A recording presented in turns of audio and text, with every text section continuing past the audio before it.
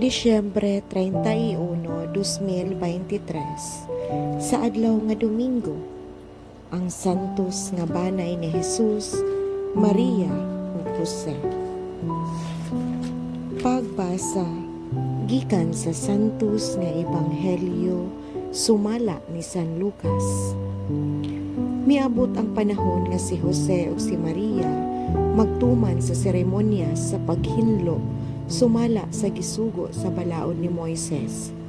Busa gidala nila ang bata ngadto sa Jerusalem aron ihalad nila sa Ginoo.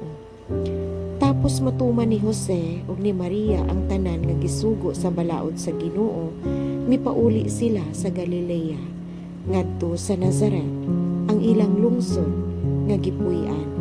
Ug mitubo ang bata ug nahimong kusgan, napuno siya sa kinaadman ug ang panalangin sa Dios diha kaniya. Ang ebanghelyo sa Ginoo.